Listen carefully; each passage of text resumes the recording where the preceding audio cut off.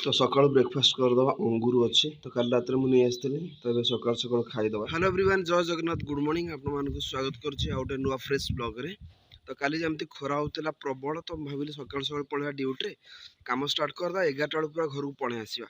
तो ये होगा सका 6:30 7टा होगा तो ये बाहर जाऊँगी ड्यूटी रे। आ सबुठ बड़ कथा है 10:30 आसी गोटे बस पहुँचब तो घर आज बोर अंजन आसुँच भुवनेश्वर कटक आसुँच तो से चाउल पठे दिखती से मुझे आसला दिन आनीपारे कहीं भाणीजी आनिक आसती तो चाउल जाए आने पड़ो 10:30 बेले रसुलगढ़ तो चलते आज ब्लॉग स्टार्ट करवा आमर रूम। फाइनाली सकाल सकाल आसीगले सूर्य देवता पूरा गरम ही आसिले। सकाल सकाल बंद अच्छी गेट खोला हम बिका बीटा। काली राति आसला सब पैंट सार्ट पूरा लेट नाइट पूरा सफा कली राति 1 होगा एरा सब बाहर एमती सुखा है। फाइनाली सकाल सकाल ठंडा पवन मार्च भाई बढ़िया लगुच रास्तार कहीं ना तो यही भाया टाइम है आते गरम लगे गरम लगे कहीं भुवनेश्वर बहुत सारा गछ थाए से सकाल सकाल पूरा ठंडा पवन लगुच।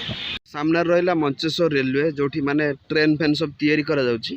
ता भितर अच्छी बड़ वर्कशॉपटा तो ये सब माने ट्रेन रिपेयर कराऊँ नुआ ट्रेन भी तैयारी कराऊँ। तो ये आसो चाउल जो बस आसूँ तो बस टाइम लगे 5 मिनट तो मुझे आई रसुलगढ़ ओवरब्रिज पाखे। फाइनाली आसला आम चाउल बस्ता तो यही बस्ता बापा पठे घर। फाइनाली सकाल खिया हम दहीबरा तो ये अच्छी माटी हाँटी दहीबरा दहीबरा खाई सारा लास्ट तो सेव न खाइब तार भल लगे आम कटक टगा ना। तो ये आसी रूम में पहुँची गली तो बस रो से सब जिनस नहीं आसली आत जो खरा होता मो मुंड कण होगा ये पूरा शोई पड़ी कहीं मैंने एत जो खरा हो भाई माने जदि आप पानी फाणी न पीबे ताले आपन कौन हो भाई ठीक ठिकाना नहीं।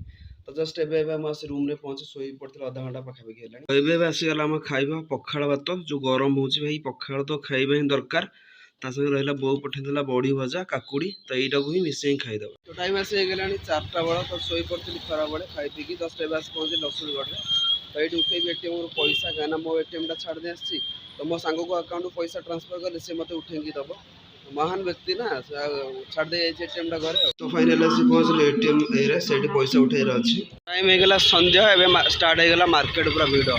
तो फाइनल आसगला आम खाइबा तो राति जो गरम हो पखाड़ भात शाग भजा ये भेंडी फेंडी अच्छी सब यहाँ खिया हम। तो फाइनाली होगा राति 11टा तो ये आम गेट खोला अच्छी तो गेटा बंद करदे। तो फाइनल टाइम होगा राति 11:30 तो चलो शोबा निद लगे एडिटिंग कर अच्छी। आई होप आपण वीडियो पसंद आसते लाइक करदे चैनल जब नुआ सब्सक्राइब करदे देखा पुणी आप नुआ blogs. Thanks for watching my blogs bye.